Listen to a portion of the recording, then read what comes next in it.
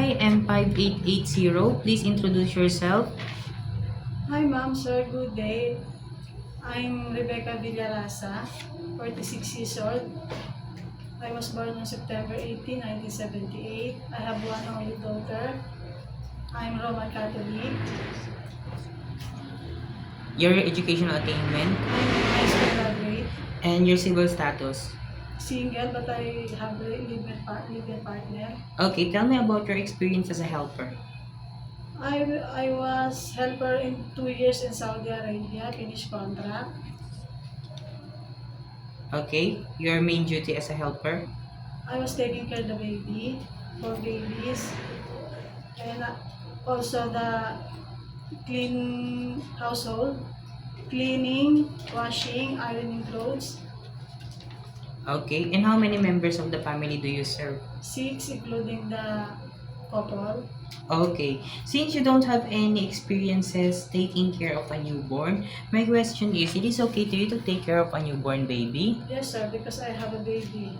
Okay, um, what will you do if the newborn is crying? I will check first the temperature, also the diaper, and feed the baby. Okay, and if the baby is still crying after you do everything to make it stop to cry, what will you do? I tell my madam that baby won't stop the crying, and what should I do? Okay, why do you want to work in Hong Kong? I want to finish my studying my daughter and save the money for her future. Okay, and how long do you want to work in Hong Kong? I want to finish my contract 2 years, or my employees want to continue. I will say Okay, you will continue your yes, contract. sir. Okay, do you have any idea how to prepare Chinese food? No, sir, but I'm willing to learn. Okay, and how will you learn to cook Chinese food? I ask my madam, or check the what's the YouTube. Then I'll buy books, cooking books.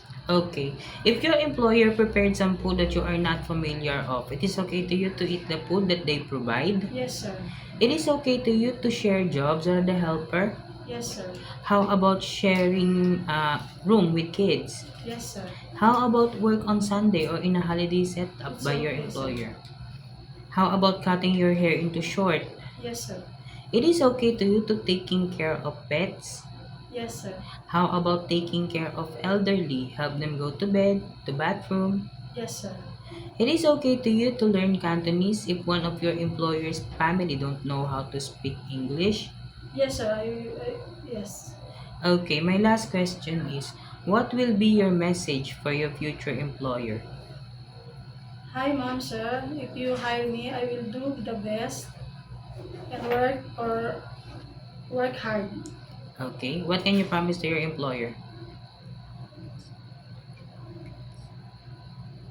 Okay, can you promise to your employer that you will take good care of their Yes, sir. children Yes, sir.